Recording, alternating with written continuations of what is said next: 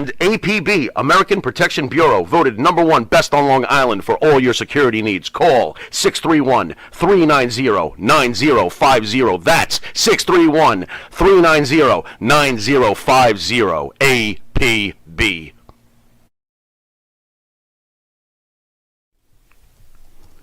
And Nitro's Garage for all your automotive needs. Call 646-675-2349. That's 646-675-2349. For all your automotive needs, Nitro's Garage. Ask for Jack. All right, welcome back to Long Island's #1 pro wrestling broadcast. Monty DeFaro, only seen here out of Indie Music TV, straight out of Ronkonkoma, New York. We've got two special guests who will be on shortly. Yeah. One of our new shows on the channel. We'll introduce them, but I want to get Farrow. We got to weigh in for the people, and I got to hear what you have to say. The big news: Cody Rhodes, Brandy Rhodes, let their contract expire. Mm-hmm. Before you answer my question, I want you to listen to this. All right. Cody writes, I've had so many milestones, beautiful memories of this renaissance through sweat, blood, tears, literal fire, and all that. I left it on the mat. Everything pales in comparison to the final contribution. I was empowered to lead the company, the community outreach team. It's the most inward moments, your outward behavior, and your ability to take fame, influence, and do something of value for the communities you visit, whether it's the cameras are on and off, is the highest honor. I am confident Amanda Huber will lead the department with style. I'm so proud of my creations, my contributions, and the items supported are calibrated. Calibrated is for an engine. This is, I think that's collaborated. But that's Jesus okay. Christ. Give me a break, all right? Listen, dude. 15-hour days at work. That's true. All right. I just had to know. With such wonderful professionals. Khan responds. Oh, here comes Tony Khan. I'm going to get sick. Cody and Brandy Rhodes were integral to the launch of All Elite Wrestling. Cody's ability combined with the boldness and his passion for the industry and his love for community outreach helped AEW deliver on our mission and give the fans what they needed for far too long. Something new, innovative, and lasting. Basically, really good stuff. Okay. So before you answer a question, is this real or is this fake? Is this a work or is he really leaving? I ask you this. Rhodes has deals with a TV show that's renewed. Rhodes to the Top, which is on TBS, I believe. Yeah, okay, fine. He's also Turner folks, He's also got a show called the Go Big Show, which has been renewed. Go Big Show. Right. It's not the Big Show. Okay. All right.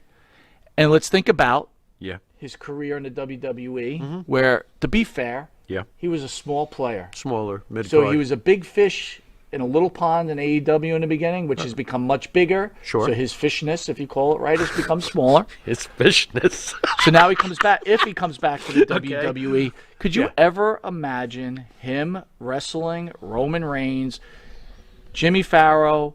Break it down for the fans, please. All right. If this is a work, it is really treading on dangerously thin ice because you can only screw with fans so much. All right.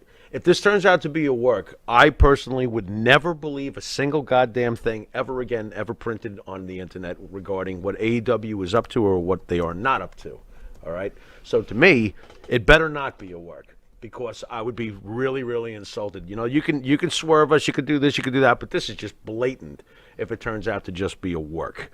Now, as far as Cody going back to Vince, I think that that's very realistic. And no, not because I just see things with WWE sunglasses on, even though these are not WWE sunglasses. Look, his last name is Rhodes, okay? I believe that if Drew McIntyre, who went away and went through the indies and repaired in a lot of ways the WWE booking that he had suffered through with 3MB, etc., I see no reason why if Cody Rhodes returned to Vince McMahon's company, if they book him correctly, he could come back and fight for a world championship. Absolutely. He's a Rhodes, all right? So I've always wondered whether or not that could happen anyway. Another thing I can't shake, and I really need to spell out for people who think that everything's all about AEW and all the internet people with their independent love for independent, pure wrestling, blah, blah, blah. Here's some facts. First of all, Dusty Rhodes, Cody's father, worked for Vince McMahon for decades. Decades. Tony Khan can't say that, okay? He doesn't have decades worth of a working relationship with the Rhodes family. Vince does, one way or the other. You cannot take it away from Vince McMahon, whether you hate him or not. Number two, the ultimate poster boy for the purist NWA approach. You know how everybody hates WWE over all these years in WWF and NWA, and Ric Flair was this and Ric Flair was that. He was part of the pure wrestling. Well, Ric Flair adores Vince McMahon and obviously had a deep relationship with Dusty Rhodes. If you think that Ric Flair would not advise Cody Rhodes to come back and take the big bucks, talk to Vince, who Rick loves, and figure out a way for Cody to come back and get the respect Cody wants, that is very possible. I can see that happening. So, if it's a work, shame on them. I'll never believe a goddamn thing they ever say again. But if it's not a work, then I really am hoping that Vince McMahon will do for Cody Rhodes what he did for Drew McIntyre. People forget that at the end, towards the end of Cody Rhodes' run with WWE, fans were pushing for him. Fans were hoping he would have an individual push. But it was quickly squashed, and then the rest is history. Can I share some thoughts of the viewers, please? Absolutely. Maria Davis says she thinks Vince will push Cody bigger than Shawn Michaels. I can see Vince taking care of Cody. I can. Because Vince did love Dusty, and obviously Dusty loved Vince. And too bad for all you NWA marks who blindly hate Vince McMahon at every turn you can get. Roy says Vince will have Cody play Goldust 2022 by the end of the year. Never. Never happen. If he comes back, there will be none of that shit, because that will be pre-agreed. Cody is not returning to become Stardust again. Cody worked too hard over the last few years with what he did. Put on the Shade says Cody was never a big fish. True. Cody could be booked as a big fish, though.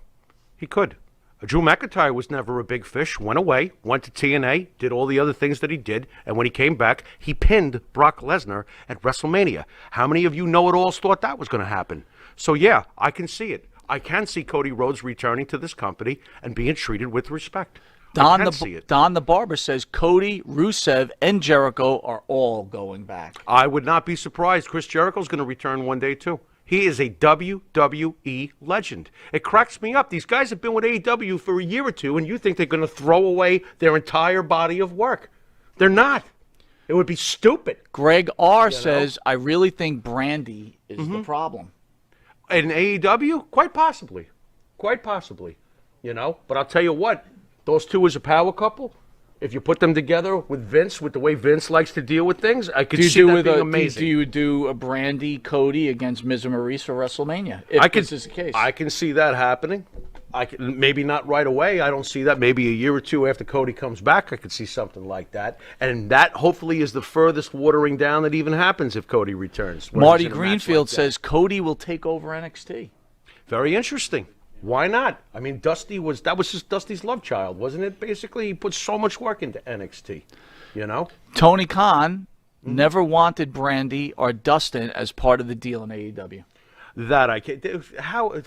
That's interesting. That's possible. It's possible. It's possible. Dustin apparently is happy. I don't know if you heard that. I'm staying. And by the way, all right, stay not there. to make this non-wrestling talk, but I really want to get this in before we bring on our guests. Okay. So I hope everybody enjoyed the Super Bowl, but I'd like everybody to weigh in on this. Yeah. The biggest hit of the Super Bowl for commercial-wise, clearly in my mind. Woke up this morning, got myself a gun. Exactly. Sopranos. Was Meadow. Yeah. Running the gamut of the opening of Sopranos. Right. Which made me think, and I want people to really weigh in on this. Okay, Sopranos. Sure. I felt that this is a perfect chance for a reboot of The Sopranos. Well, in Meadow and AJ? And I could see either AJ's in the start of the show is running the family, and the family's considered a joke. Mm-hmm. Somebody else is running the family, and they're treating AJ like shit. Mm-hmm.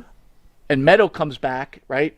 Clearly, we have to think that Tony was killed in front of her. Mm-hmm. So, which kind of gets rid of the idea that she doesn't believe in her father's way of living, because that might have changed her. She's been shell-shocked into thinking a different way about things. The whole first season is about Meadow taking over the family, almost Godfather-esque. Right. This is a home run. It's amazing. I got this scene in my head that the very first episode starts with what happened after Tony was murdered is that Paulie somehow took over the family. So I got the reboot. Gotcha. Paulie's on his deathbed in the hospital, and he's passing the torch to Meadow. Not to AJ. Wow. Whoa. Do we got some juicy shit going on here? Now, are you watching that? I would be watching that. Are you kidding me?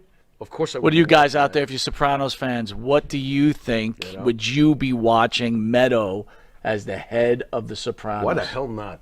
Why the hell not?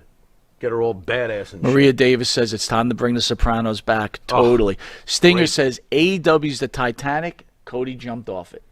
That could very well be. Maybe Cody was talking to the accountant at AEW because every week they're signing another guy for $1 billion that they're not going to be able to squeeze into the card. So Davio Red said David Chase says no chance for a reboot. that's a shame. Well, David Chase is like 78 years old. Right. I don't know why David Chase wouldn't hand over that to somebody else. Well, it's going to be handed over one way or the other. Someone's going to get. You can't just legal- take it, I don't think, right? No, but I'm sure someone's going to get some sort of legal control of it after You know, his passing. Davio, if that's what he said, he's really losing a real opportunity Yeah, here. I People agree. were excited over a car commercial. Right. I know I was. Yeah. I was like Yep. glued Yep. to that commercial. Yep. So you're really doing a disservice to the people. Yeah. Jimmy the Lumberjack says, "Do the next chapter of The Sopranos better than the other crap on TV?" Hell yeah. Greg R says no. I don't know what no means, Greg. So if you want to give me clarity, Maybe it'd be he's just great. not into seeing anything else from The Sopranos. If it ain't broke, don't fix it. Could be that too. All right.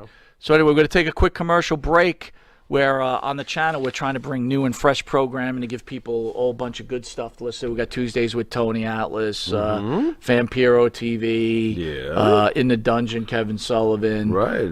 But every so Anderson, often, you know, some guys drop off or they come back on, right? You know, life of a wrestler. Yeah. You know what I'm it is what saying? it is. All good. You know? But we're going to introduce, coming on next after this commercial break, the new show called Wrestling Rewind with the host Angel Amorosa and Iron Man Tommy Cairo. Nice. Both